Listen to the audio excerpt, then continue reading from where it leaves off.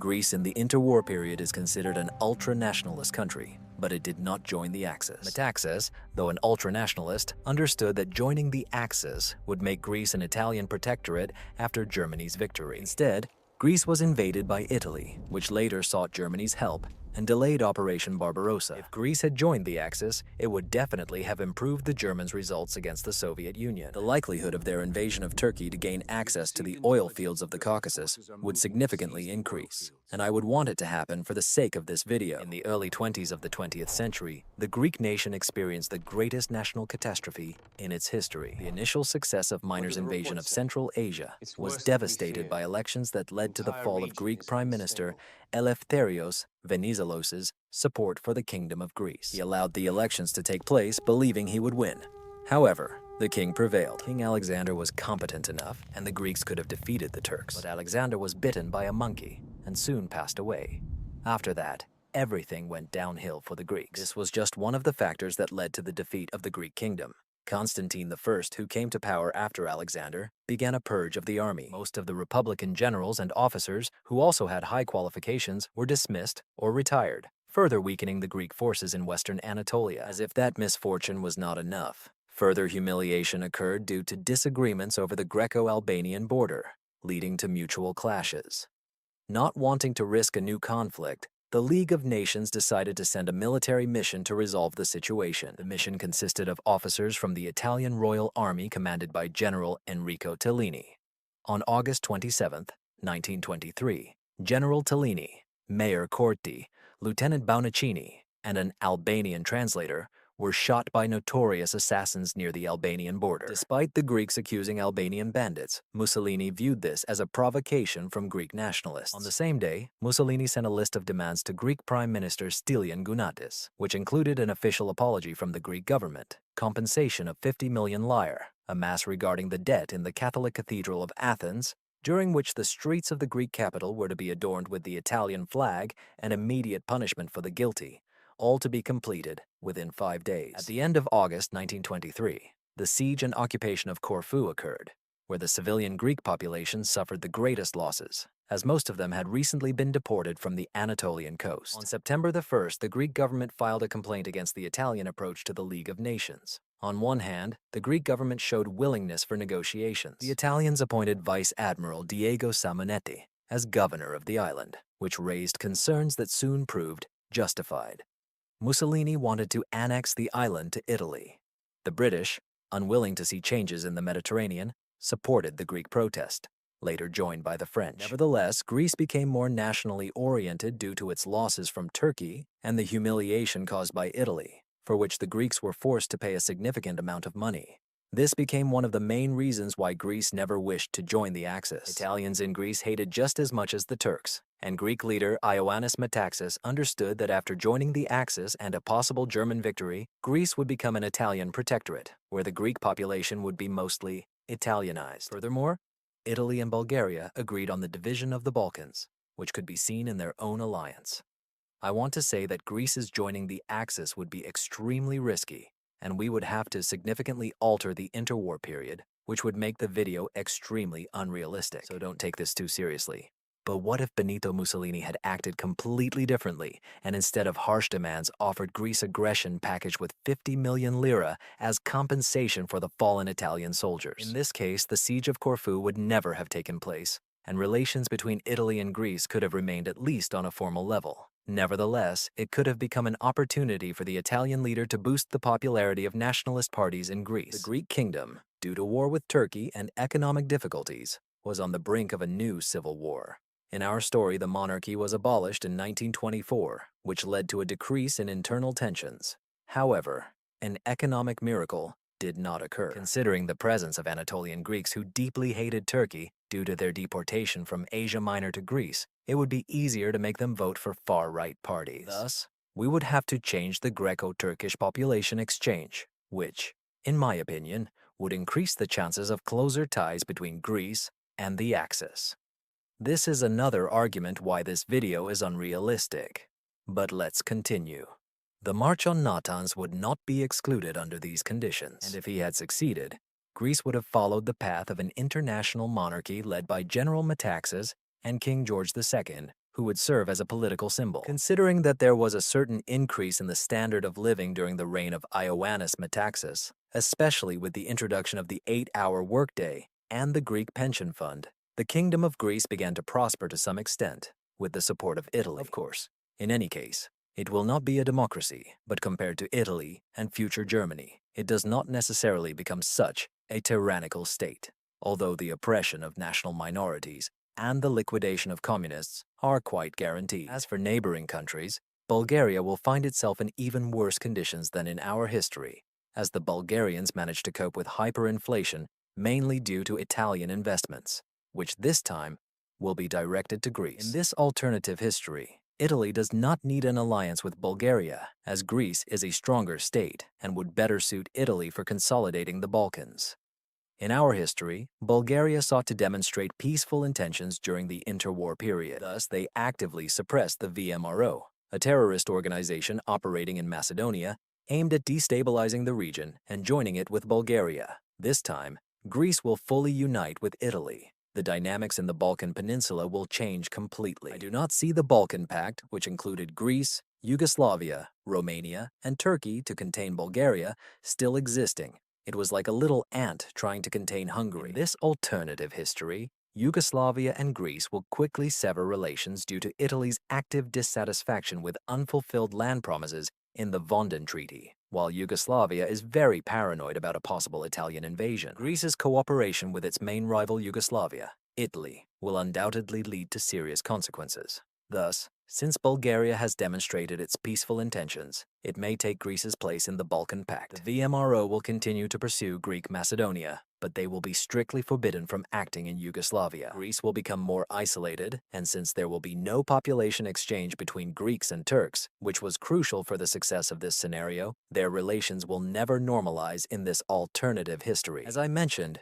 Yugoslavia and Greece will start conflicts, but Bulgaria will also support the rebels destabilizing northern Greece. Thus, Greece moving towards internationalism alienates all neighboring countries in the Balkans. As a result, Greece will be forced to work even more closely with Italy, as they will have no other choice. The Italians and Greeks will share their spheres of influence in the Balkans, as if under a non-aggression pact. Therefore, I consider it just to call this Italian intervention in the Balkans the Pact of Mussolini and Metaxas. As a result, Italy will get everything it ever wanted from Yugoslavia, while Greece will take all of Macedonia, almost all of southern Bulgaria, and the Anatolian coast, and Italy will gain spheres of influence over the rest of Anatolia. With these promises of land, the Greeks would be more inclined to fight, and the Metaxas regime promised that cooperation with the Axis would help realize Megali and rectify Greece's national humiliation. Furthermore, Mussolini aimed to restore the Roman Empire, albeit on a more modest scale. However, Greece could definitely hinder Italian plans, so why would the Italians want to cooperate with the Greeks? As I mentioned, Metaxas knew that Italy would try to subjugate Greece in the event of the Axis victory in World War II. Therefore, Mussolini might have decided to achieve this by first giving everything to the Greeks and then stabbing them in the back when the Allies were eliminated. Of course, the Greeks would not know about this. But this is where the scenario becomes truly interesting. Instead of promoting the idea of restoring the Roman Empire, Mussolini in this alternative history would promote the concept of restoring ancient Greek and Roman civilizations. Thus, Mussolini could act as the Western Roman Emperor, while Metaxas would become the Eastern Roman Emperor. Jokes aside, I think such ideas could indeed be popular and be perceived very effectively in Greece, which remembered the glory of the Byzantine Empire and could now achieve these lands with the help of the Axis. As for the 30s, in 1933 the Austrian artist became Chancellor of Germany, and a year later, Yugoslav king Alexander I was killed in southeastern France, along with the French Foreign Minister Bartu. France, under the leadership of Pierre Laval, began a policy of appeasement with the United Kingdom, leading to the Anschluss of Austria and the gradual destruction of Czechoslovakia.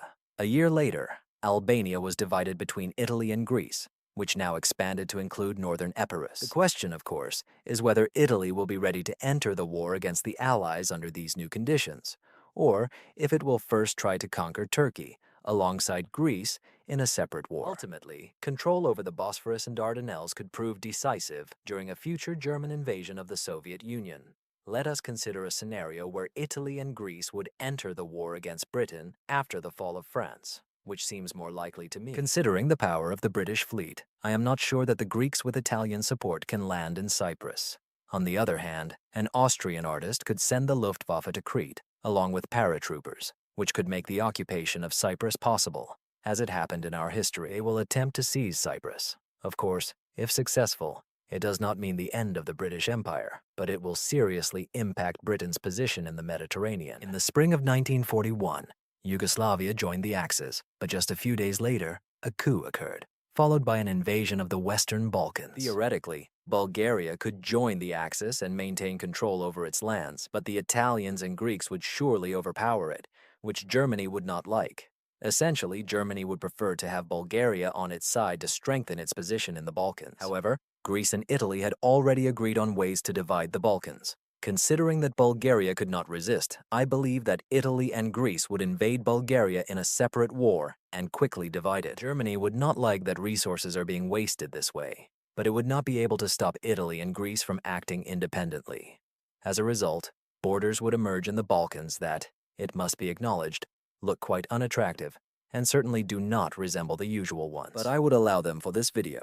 To gain some support from the Bulgarian population, the Greek leader Metakis decided to restore the monarchy in the occupied territory of Bulgaria, appointing Boris III as his puppet. Since Bulgaria has been dealt with, it will not be able to annex Don Dobrowa.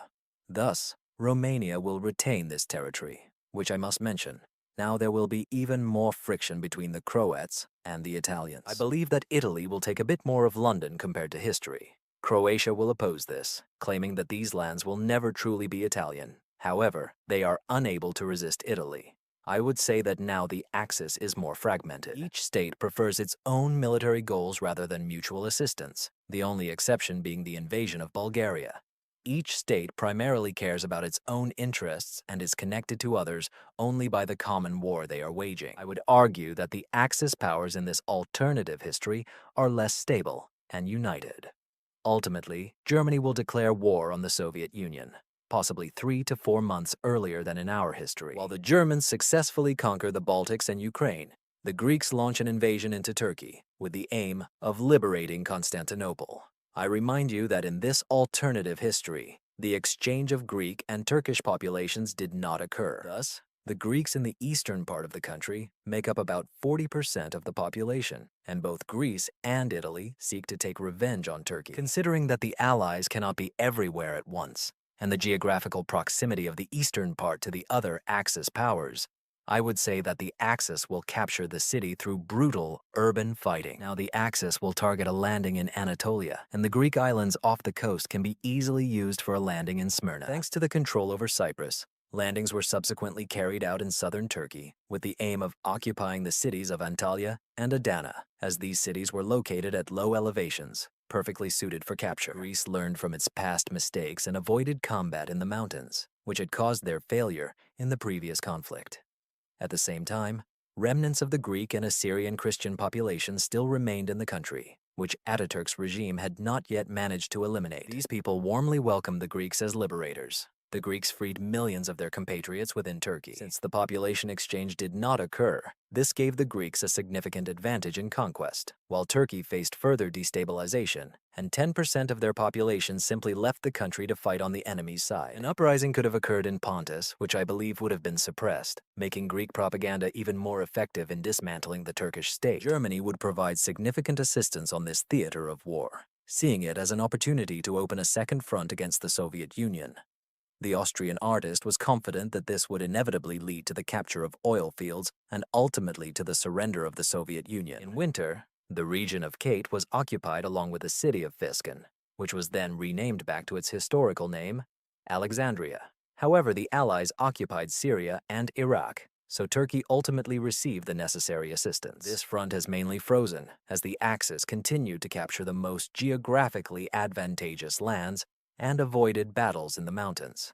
Therefore, one should not expect a swift march on Ankara and the capitulation of Turkey. As for the Soviet Union, despite the invasion starting a few months earlier, considering that at least some German divisions were sent to the coast of Asia Minor, let us assume that Germany's initial success was only slightly greater than in our history. Neither Leningrad nor Moscow will fall, thanks to fresh reinforcements from Siberia. Considering that the German chancellor began to diverge in opinions from generals and military advisors, I can imagine that while the German generals would prefer another attack on Moscow next year, the Austrian artist would decide to focus control over Ukraine, Crimea, and the Kuban region, aiming for the coast of Nathan. They would send many elite German divisions to fight in Turkey, further weakening the Eastern Front. This did not change the fact that the Germans could reach Stalingrad, then open another route to the oil fields in eastern Caucasus. However, they did not manage to capture Stalingrad. Even if they could have done it, overcoming the Caucasus, with peaks reaching about 5,000 meters above sea level, would have been a huge challenge due to poor infrastructure and constant resistance from the Soviet population. Even if the Axis powers had succeeded, Stalin would undoubtedly have ordered the destruction of the old fields. In that case, it would have been a Pyrrhic victory for the Austrian artist. Like in most of my other videos, I do not believe that Germany could capture the oil fields of Baku.